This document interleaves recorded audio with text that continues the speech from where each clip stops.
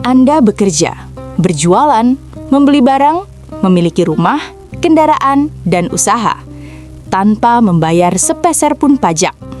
Tidak ada PPN, tidak ada pajak penghasilan, tidak ada pajak kendaraan, tidak ada pajak bumi dan bangunan. Pertanyaannya sederhana, tapi dampaknya luar biasa besar. Apakah negara akan runtuh, atau justru rakyat akan hidup lebih sejahtera? Video ini bukan ajakan politik, bukan provokasi. Ini adalah analisis sejarah alternatif dan ekonomi hipotetis, membahas bagaimana jika pajak benar-benar dihapus total di Indonesia. Dalam sejarah modern, pajak adalah urat nadi negara. Dari Romawi kuno, kerajaan-kerajaan Nusantara, hingga negara modern saat ini.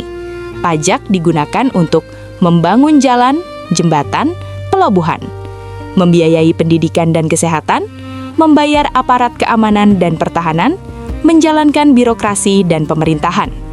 Di Indonesia hari ini, lebih dari 70% APBN berasal dari pajak.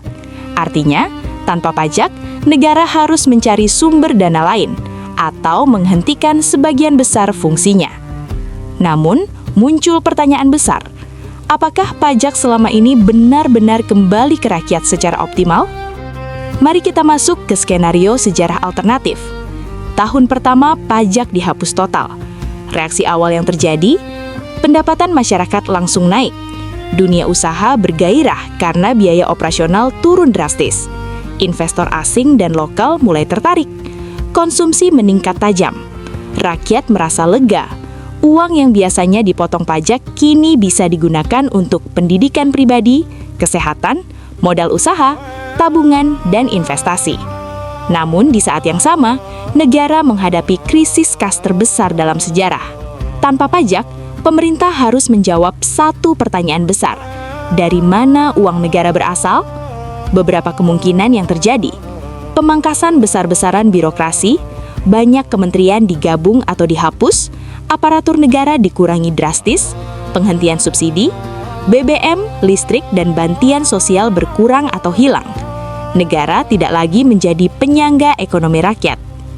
Privatisasi aset negara, jalan tol, pelabuhan, bandara, bahkan rumah sakit dikelola swasta.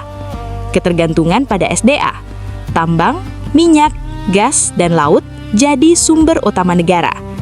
Di titik ini, negara tidak runtuh, tetapi berubah bentuk secara fundamental. Di sisi rakyat, situasinya tidak sepenuhnya hitam putih.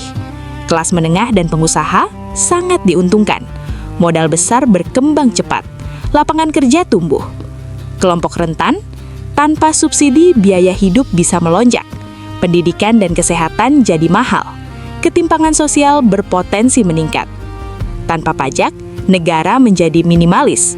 Siapa kuat, ia bertahan. Siapa lemah, harus berjuang sendiri. Ini mirip dengan eksperimen ekonomi ekstrim di beberapa wilayah dunia yang mengandalkan pasar bebas sepenuhnya.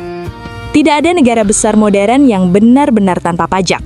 Namun, ada negara dengan pajak rendah, negara kecil tapi efisien, korupsi hampir nol, pengelolaan SDA sangat kuat. Di sisi lain, negara dengan pajak tinggi tapi tata kelola buruk justru gagal menyejahterakan rakyat. Artinya, masalah utama bukan sekadar ada atau tidaknya pajak, melainkan transparansi, efisiensi, akuntabilitas. Dalam konteks Indonesia, penghapusan pajak total adalah eksperimen ekstrim. Namun, wacana ini membuka diskusi penting. Bagaimana jika pajak dipangkas drastis? Bagaimana jika pajak hanya untuk sektor tertentu? Bagaimana jika SDA dikelola optimal sehingga pajak rakyat bisa ditekan? Bukan soal menghapus pajak, tetapi mengembalikan kepercayaan rakyat terhadap negara. Jika pajak dihapus total di Indonesia, negara tidak langsung runtuh, tetapi akan berubah menjadi negara minimalis yang keras. Sebagian rakyat bisa sangat sejahtera, sebagian lainnya justru rentan. Pertanyaan terpenting bukan perlu atau tidak pajak, tetapi apakah negara benar-benar hadir untuk rakyatnya? Jika kamu tertarik dengan sejarah alternatif dan analisis ekstrim seperti ini, subscribe channel Jejak Waktu. Karena sejarah bukan hanya tentang masa lalu, tetapi tentang kemungkinan masa depan.